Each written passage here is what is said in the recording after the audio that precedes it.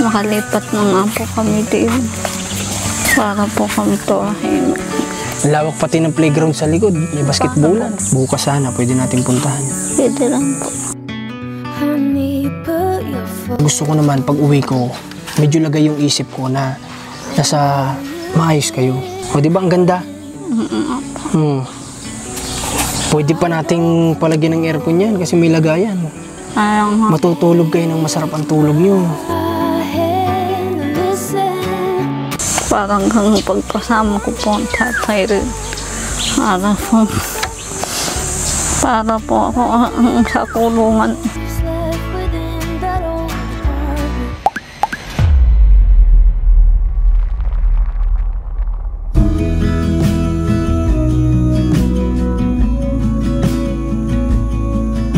Guys, welcome back po dito sa ating channel at maraming salamat dahil patuloy tayo na dumadami.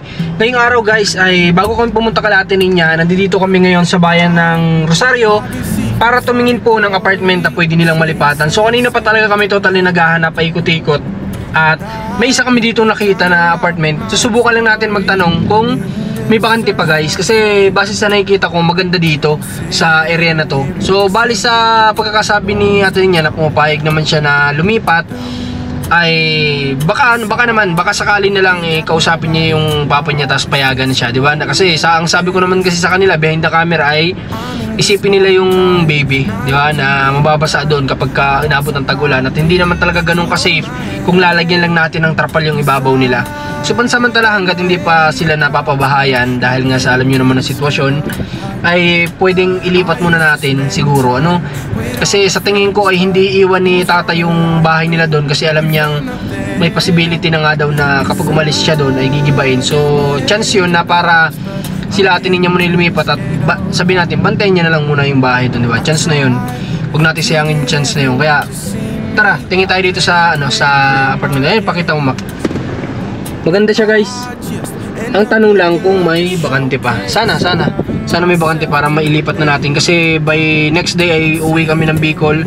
2 days siguro kami doon. Kaya minamadali ko ito guys. Talagang nilalaan na namin ng oras para mailipat muna pansamantala sila guys.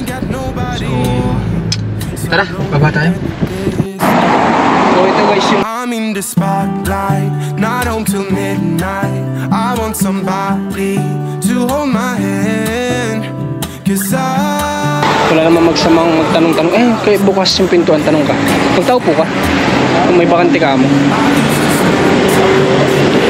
Friends, but who's gonna like me if I'm not there? 'Cause I got my head in the clouds, but I'm getting really scared. Okay guys, baka possible may bakante daw. So punta daw tayo dito sa may-ari. Pasok daw tayo dito sa gate. Ang laki ng bahay. Sana all. Ano tayo? Tanong tayo, sana may bakante talaga guys. Kasi siguro pang-anim na to na apartment na natingnan namin. Yung iba, hindi ko nagustuhan kasi gusto ko syempre yung maganda naman yung lilipatan nila. Yung komportable sila, di ba? Inilipat na lang din naman natin. Yung siya komportable na.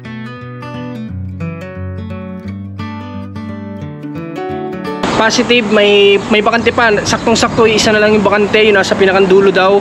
At pwede na dun sila Ate Ninyang mailipat. So ngayon, pupunta tayo kay Ate Ninya para sabihin sa kanila na ready na, pwede na silang lumipat dito.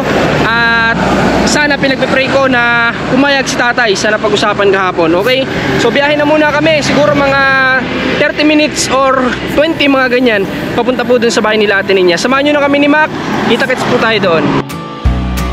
Maybe one day you'll cross paths and you both got new purpose. And the life you used to live is left within that old apartment. Maybe nothing's said and done, and your chest is set on fire, but I promise you there's nothing but. So guys, nandito na kami ngayon kala Ate Ninya matapos yung ilang minuto din namin na naging biyahe. Siguro mga mula doon ay mga 20 to 30 nga talaga. Okay, kamusta na Ate Ninya? Ayos naman po. Ayos naman. Parang ngayon lang lumaki yung tiyan mo, ano?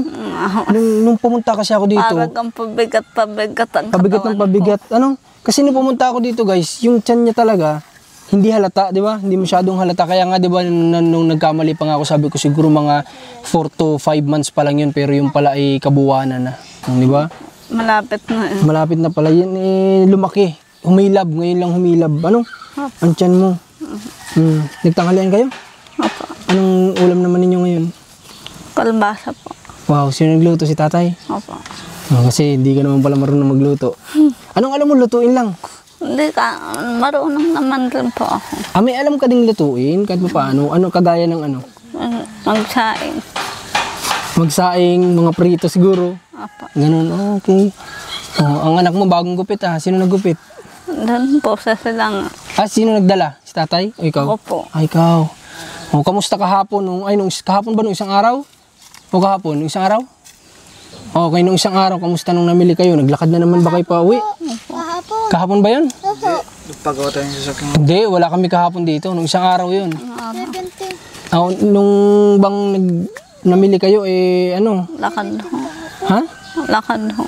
Bakit kayo naglakad? Mayroon po sakyan eh. Mahirap masakayan? Kahit nung dapat pala atinin niya kung alam kong di kayo makakasakay, inantay ko na lang kahit inatid ko kayo dito. Kasi ang layo ng nilalakad mo, ang layo-layo ng labasan. Kumusta pag nakakarating kayo dito, pag nanggagaling kayo dun, pagod kayo? Hindi naman. Hindi naman po. Sakto lang. Apa. Sanay ka na. Bakit kapag nung hindi ka buntis talagang dun kayo mo namimili? Ang layo ano? Doon po palagi. Ang layo kasi ng bilihan guys talaga dito sa kanila. Doon po sa yung pinuntahan pa namin nila ninyo na yun, siguro kung sa sasakyan, siguro may 10 minuto din. So ibig sabihin kung lalakarin nila atin ninyo, hindi pa nga, baka 15 minutes pa. So kung lalakarin nila atin ninyo yun, matagal, malayo yun. Siguro mga 40 to 50 minutes yun nilang lalakarin. Okay. So, paano atin ninyo? Ganito kasi, nagtingin kami ng apartment ngayon. O paano, ano sabi ni Papa mo? Nagtitis-tis pa ako kami din sa bahay. Ang gusto daw po yung ibububong daw yun. Ay, akala ko payag kayo na lilipat tayo. Ay, alangan daw lipat ang bahay. Ayan ako, ang kapatid ko. Naalangan daw po ang tatay. Gawa po yan sa pasok po, malapit na. Nga, ibig sabihin, ayaw nyo maglipat? Ayaw po yan, tatay. Ang gusto po yung talda muna. Haba po. Hindi kasi safe yun. Yun pipila din lang din ang hangin yun. Wala na. Baka pila din lang din ang hangin. Hindi naman po. Bakit ano bang kinakatakot ni tatay? Bakit ayaw niya mag-alis? Hindi ko lang po alam sa tatay. Ha? Bakit ayaw niya mag-alis kayo? Hindi ko lang po alam sa kanya. Maganda nga yun di kung natatakot si tatay na baka pagbalik niyo wala na itong bahay niyo. Gawa po yan sa pasok po yan. Gawa ng papasok. Apo. Pag nakapanganak ka lang naman, kapag ka-okay ka na. Malay mo makapagpagawa na tayo ng bahay mo noon. Mag-aantay na lang daw po sa gawang bahay. Ganun. Kaya hindi naman talaga po malaki ang bahay. Basta po yung kasa lamang daw po. Ibig sabihin sa madaling salita ay tinatanggihan niyo yung offer namin na bahay, na apartment. Ganun? Kala ko ayos na yung usap natin kahapon. Yung pala, hindi na nagbago na naman isip ni tatay. Ganun. Kailan nyo napag-usapan? Kagabi? Yun po kayo Nung pag-alis namin? Kala ko ayos na guys lahat. Kala ko may lipat natin sila. Kahit bukas sana. Kasi nakausap ko yung sabi nila, tinanong tayo kung kailan natin gustong ilipat. Sabi ko, sa lalong madaling panahon. At sabi ko nga, baka pwedeng bukas ng umaga, may lipat na natin. So, nagbago na naman pala ang isip ni tatay. Pero ikaw naman sana magdidesisyon yan, natin ninyo. Sa totoo lang.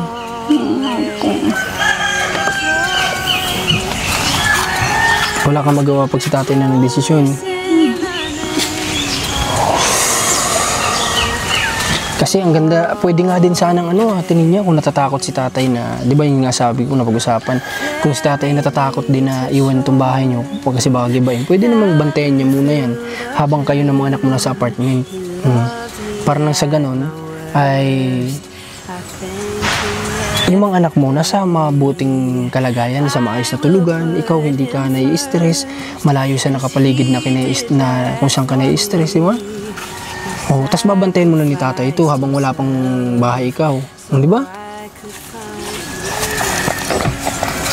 Kaso nga lang, ayun, ganito na naman pala. So, Alam ba, Ate Ninya, ang tagal namin naghanap ng kanina. Ang tagal namin naghanap ng apartment. Siguro may 2 oras o 3 kaming naghahanap. Hanggang sa'yo nga, may nakita sana akong maganda. Kaso nga lang, yun, ayaw nyo naman, nagbago yung isip nyo. Hindi natin sila kasi pwede guys purasahin. Hindi ako masusunod dito eh.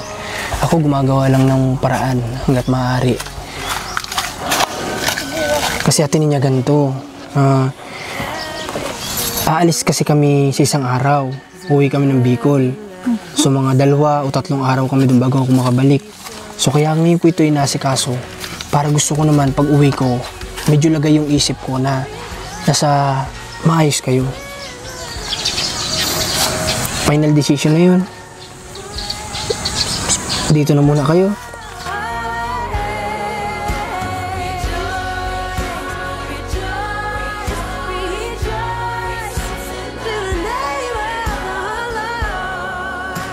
Torda. Ayun lang talaga yung gusto nyo. Nakakatiis pa naman daw po. Kaya po ang gusto lang po tatay. Yung pong gagawang bahay. Harap pag umalis po tuloy-tuloy na. Okay. Makunin mo yung cellphone ko, subukan natin ipakita kay Ate Ninya. Ate Ninya, papakita ko sa iyo yung itsura ng bahay sana na nahanap namin, ha? Pakita ko sa iyo. Pakita natin sa kanya guys, baka sakali mamaya magbago yung isip natin niya. Mali lang natin. Tingin niya po kayo, Marcos. Oh. Inyo, ganda mo na kayo sa bahay niyo. Ayan oh. Usapang matanda yan. Kita mo? O di ba ang ganda? Pwede pa nating palagyan ng aircon yan kasi may lagayan. Matutulog kayo ng masarap ang tulog nyo. Willing ako bilang ko kayo pansamantala para naman ma-experience ninyo yung buhay na ano. Ayaw nga po tatay. Kahit sabihin gusto ko. Ayaw naman po tatay. Okay guys, so wala po tayo magagawa dito kasi si tatay na susunod sa kanila siya nagdidesisyon na akala ko kahapon okay na, akala ko payag na, pero yun nga lumipas lang yung ilang oras na bago na ulit yung decision.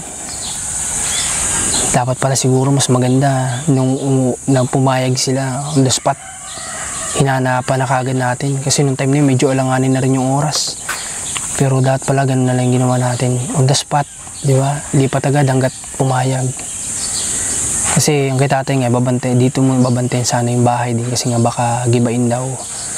So, good opportunity sana yun para sa kanila. Okay lang, Ate Ninya. Wala naman kayo magagawa, no? Kung yun yung decision ninyo sa buhay, di ba? Okay, so kamusta? Nakausap mo yung pinsan mo? Nakausap mo na ba? Hindi pa? Hindi pa? O di bali, okay lang naman at naka-ready lang naman sila dyan anytime na may maramdaman ka, no? Ang mga kapatid mo ba, batian mo na? Hindi pa rin? Hindi pa rin po. Hindi pa din? Okay, hanap lang tayo ng magandang timing, ha? Kasi sila may trabaho pa, ha? Hanap tayo ng magandang timing para makausap mo sila, magkaharap-harap kayo magkakapatid ulit. At sana, sa pagkakataon na yun, sana pumayag naman si tatay. Sa tingin mo papayag naman na magkausap-usap kayo? Siyempre, dun tayo sa maganda-gandang pwesto, ha? Na pwede kayong makapag-usap. Okay ba yun? At Ate Ninya, meron nga pala ako sa yung hiling. So, ganito kasi, yung request natin, hindi pa ito guys yung talagang resulta eh. Ang tagal talaga. Hindi ito yung result. Hindi ko alam kung anong nangyari sa hospital na pinag-check-upan ng anak ni Ate Ninya. Hindi ko alam kung anong nangyari. Guys, so nagpunta kami din nung last time, ang ano lang sa amin. Hindi kasi sa amin pwedeng sabihin talaga eh. Ang nai-follow up ko lang ay yung medical certificate na pwede nang i-release. So yung pag-medical natin sa anak mo, merong certificate yun na binibigay. Nag-aam ko kung para saan. Minsan nagagamit yun sa mga pampubliko ay nagagamit yun, ano? Pero siyempre may purpose yun. So hindi ako pwede kasing kumuha. Dapat daw ay parents. Hindi ako inaalaw nila na kumuha nun. Sino po kukuha? Magulang daw. Paano kaya ang pwede natin gawin? Pwede ba natin paglaanan ulit ng isang araw yun? Para makuha? Opo. Okay? So okay, paig sa atin niya. At magpapaalam ko na lang din kay tatay na kukunin natin. Siguro ano na lang, siguro pagbalik na lang natin, kunin natin yung medical certificate kasi hindi naman talaga yun yung pinakang kailangan natin dito eh. Yung pinakang main result sana. Yun ang kailangan. Pero hanggang ngayon wala. Hindi sa amin po sinasabi kasi doon lang daw, hindi ko alam. Basta may rekta silang pagbibigyan, ganyan. Everybody makes mistakes. Cause no one can be perfect. It was just one kiss, but that don't justify it. Tingin niya, hindi ka naman na nasasaktan na tatay. Totoo yan. Tingin niya, tingin ka po sa akin. Tingin niya kapag may pang-aabuso sa'yo na nagagawa, huwag mo matakot magsabi sa amin, ha? Pa. May papangako mo ba sa akin? Ano po? Na huwag kang matatakot sa akin magsalita kung sakaling masaktan ka pa ulit. Ano po eh? Kung sakaling masaktan ka ulit, huwag ka sa akin matatakot magsabi. Ayos lang ba? Okay lang naman po. Okay, huwag ka Hindi mahiya. pa naman po ako nasasaktan. Okay, huwag naman sana. Ha? At pangako mo sana sa akin at hihinin niya na kung ano man nang masaktan ka man, sabi agad sa akin, ha? Opo. Ha? Para matulungan kita. Kasi ayoko naman na ganyan ka na nasasaktan ka pa. Itong mga bata hindi naman.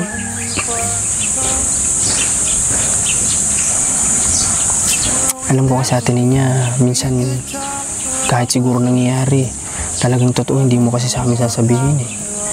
Kasi nakikita kong pinoprotektahan mo yung tatay mo eh. Na which is hindi dapat ganun.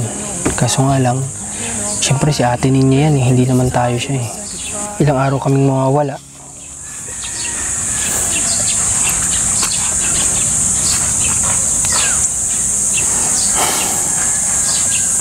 Bukas sana pwede na natin puntahan. Bukas sana pwede natin puntahan. Pwede lang po. Ano? Pagkatapos nating pumunta ng Lucena, pwede din tayo ditong dumiretso para natin si ate maisama.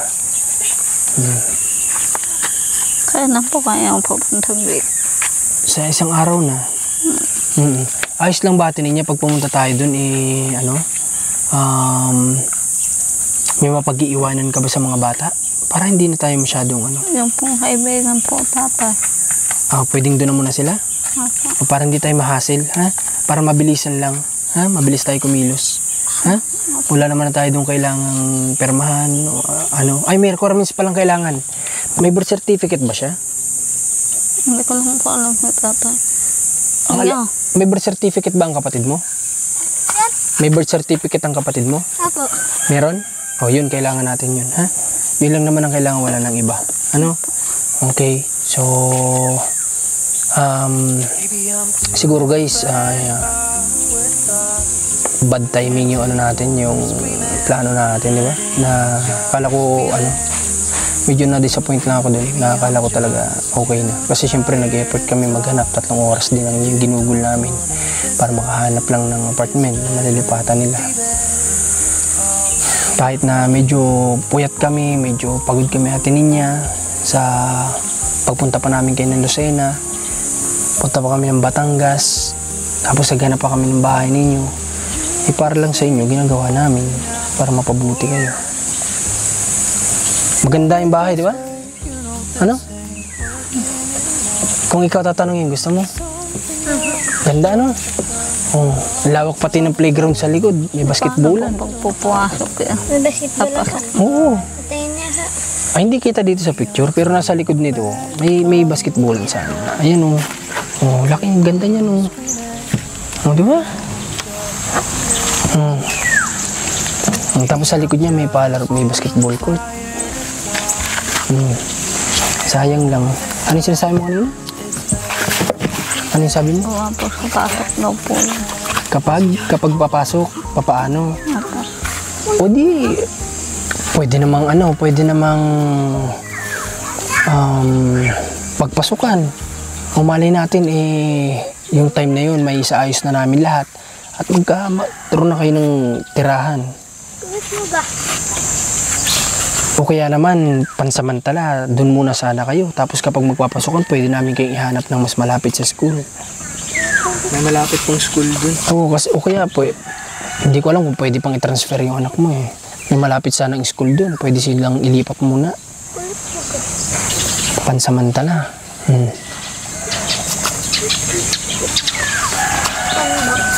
Ano ba yung pinakang iniisip mo sana, Ate Ninyo? Bakit,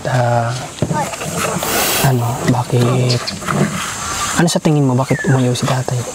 Gusto ko lang po yung makalipat na nga po kami din. Para po kami tahimik. Kaya nga, di ba, ikaw sabi mo gusto mo malayo. Di ba? Ayun nga sana, malayo-layo dito yun. Ayaw nga po tatay, kahit sabihin gusto ko. Parang hanggang pagpasama ko po ang tatay rin. Para po ako sa kulungan. Hindi po malaya. True love don't come round very often. It's like sunshine after the rain. But you know the moment it happens, everything will be. Ang hirap ng sitwasyon guys natin niya. Kaya Ate Ninya, may tatanong ako sa iyo. Sana kung sakali ba na yung halimbawa mga kapatid mo gusto nilang mapabuti ka at gusto din nila na si tatay ay malagay din sa kung saan dapat, maluwag mo kayang tatanggapin yun?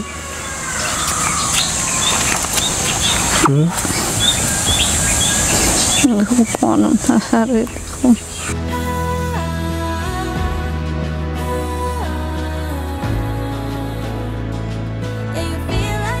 Kasi po yung namatay po ang inay. Yung tatay na po nag-alaga sa akin. With a smile I feel enough. I don't know what I would do without you. Every day I want you more. Kaya ganun kahirap sa'yo. Ganun kasakit sa'yo kapag nangyari yun. Kasi yung mga possible na ganun, hindi na namin kontrolado yun natin niya, no? Kung ano man yung mga gusto din ng kapatid mong mangyari para sa inyo, sila na yung may power doon, sila na yung may karapatan doon, ano? Bilang kapamilya mo, bilang kapatid mo na nagmamalasakit sa'yo noon pa man. Kasi ganito yun Ate Ninya, kahit po kasi papa mo siya, hindi pa din po tama yung nagawa niya sa'yo. Oo nga tatay mo po siya, oo nga siya yung nag-alaga sa'yo simula bata, kaso nga lang mali naman yung nagawa niya sa'yo, kasalanan.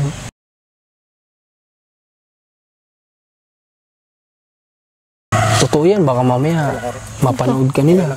Totoo nga po yun. Kaya hindi po humaharap sila sa akin tunay. Parang ang babait naman. Hello po.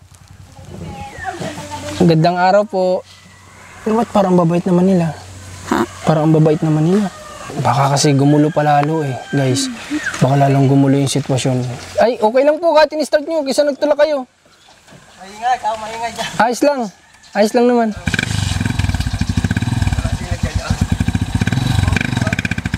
Ayos lang naman, okay. So, grabe ito. Daming lumalabas pa rin hanggang ngayon dito sa kwento ni buhay ni Ate Ninya. So, ayoko naman baka magkagulo kayo. Ano? Ayoko namang baka mamaya magkagulo kayo dito. Kaya mas mabuti talaga magkausap-usap din kayo, ano? Magkakapatid. Kung ano man yung mga nangyari noon, yung mga nakalipas, dapat ano na lang. Grabe. Kasi po yung dalaga, hindi ko naranasan. Hindi mo naranasan maging dalaga? Maaga po basag ng katawan ko.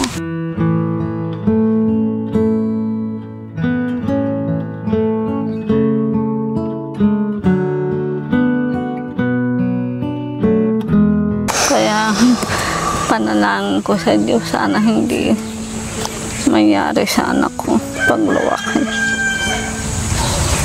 Awa kaya Ate Ninya guys, lalo. Ate Ninya, kapag kasi hindi mo maluwag na tatanggapin kung ano man yung pwedeng mangyari, papa mo, possible mangyari din sa anak mo yun. Baka mangyari din sa anak mo yun. Kung hindi mo ilalayo ang pamilya mo, mangyari din sa anak mo yun. Kaya Kawawa siya. nga po minsan nagpaparinig ako. Kung nangyayari sa aking anak, sabihin na naman.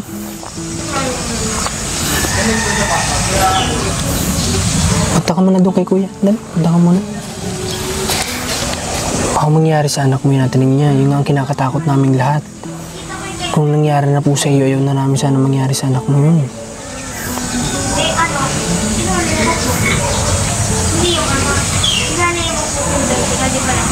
Kaya Ate Ninya, kung may gawin man na hakbang ang mga kapatid mo, hayaan mo lang sila. Ha? Baka kung ano man yung nagawa nilang problema nyo noon, baka gusto nilang bumawi ngayon sa paraan na gusto nila. Ha? Tanggapin mo, ha? Okay guys, so siguro dapat na rin na mag-proceed tayo dun sa matagal na ding gusto ng karamihan at hayaan na po natin ang mga kapatid ni Ate Ninya na gumawa noon. Okay? So abangan nyo guys kasi mukhang hindi talaga matatapos ang lahat. Kahit anong gawin nating paraan ay walang nangyayari. Kaya ito na yung last chance na sinasabi ko sa inyo. Siguro ito na yung panahon para ipaubaya natin sa kanyang mga kapatid kung ano po yung kagustuhan ng karamihan o sinisigaw ng karamihan. Basta Ate Ninya, yun yung hiling ko sa iyo, ha? Bukas pupunta ako dito, pipilitin kong mapagkasya yung oras para samahan mo ako, ha? Kunin natin yung medical cert na yun. Maraming pwedeng paggamitan nun, ano? Para sa anak mo, ano? Certificate yun, kukunin natin, ha? Okay, so basta Ate Ninya, maniwala ka. May purpose kaya kami dito pinapunta, ha? Ang Panginoon, ha? Maniwala ka doon, kapitan mo yun, ha? Na hindi lang basta napadpad kami dito. Isipin mo, layo-layo nito, ba't kami napadpad dito? Sabi mo nga, hindi ka makapaniwala na nakarating kami dito. Di ba? So, ibig sabihin, may rason, may kung bakit kami dito dinala ni God. Ano? Maniwala ka, mangyayari at mangyayari yung kagustuhan ni God. Ko lang ho si Ninyo. Pat, iwan ho si Ninyo. Gusto mong isama si Ninyo? Sobrang kulit kasi ni Ninyo. Sasabihin ko. Hindi masaway. Kagaya nung nakaraan ng biyahe tayo, binubuksan niya yung pinto. Kung siya nalaglag doon, kargo namin siya. Ulitin ko na lang mo sa tatay. O sige, pero kung yung anak mong babae, iwan mo. Doon na lang sa ibang kamag-anak niyo. Sa kakilala niyo, ha? Doon mo iiwan. Ayos ba? Naku, hindi naman po yung nagpapaiwan sa iba. Sabi ko doon nga sa ano? Sa ibang tao. Doon sa pinuntahan natin nung nakaraan. Pwede ba doon? Nagpapaiwan naman po yun sa tatay. Magpapaiwan sa tatay mo? Apo. Eh, gusto ko nga sana, doon sa ano, sa pinuntahan natin nung nakaraan. Okay? Sige. Eh, ito kasi si Ninyo sobrang kulit. Babawiin ko po tong bola pag kulit na kulit. Mahirap sabihan. Hindi siya nakikinig. Sa tatay, hindi alam eh. Alam mo ba yung mga viewers natin, nagagalit nga kay Ninyo, sobra daw kulit. Dapat nga daw pinagsasabihan. O dapat bilang nanay Ate Ninya, sutuhin mo yung anak mo. Sabihan mo siya kung ano yung mga hindi magandang gawain. Takot siya sa tatay, hindi sa akin. Hindi takot sa'yo? Hayaan mo, sasabihin ko sa tatay mo na pagsabihan si Ninyo. Para na sa ganun ay mabago-bago niya po yung ganyan. Lalo na kapag nag-uusap matatanda, hindi dapat sumasabat ang bata. Diba? Apo. Tapos dapat makikinig sa matanda kapag sinabing mo ganito, ganyan, makikinig dapat, ano? Okay, sige, yun na lang gagawin natin guys. So, sige, tara.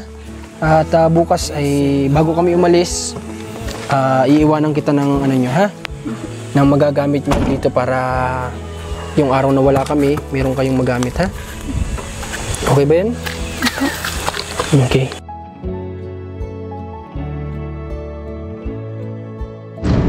So guys, palabas na tayo dito sa location nila Ate Ninya at medyo nakakadismaya lang din talaga kasi alam niyo yun na Akala ko talaga magiging success tong lakad natin ngayon. Natuntua pa naman ako at pumayag kahapon yung si tatay nga. At sabi ko kahit pa paano sila Ate Ninya ay malalagay sa kahit pa paanong safe. Kasi tapos ayun nga, bigla nagbago yung decision. Bigla-bigla, di ba, lumipas lang ilang oras, iba na kaagad. So nagulat ako sa sinasabi natin niya kanina tungkol sa mga kapatid niya, pero syempre ayoko namang paniwalaan kaagad kasi nga may pinoprotektahan niya kasi si papa niya, di ba? So nagagalit siya kapag alam mo yun, na tungkol sa papa niya yung malalagay sa alanganan yung papa niya. So ganun yung nakikita ko, kaya hindi ako basta-basta nag-ano din.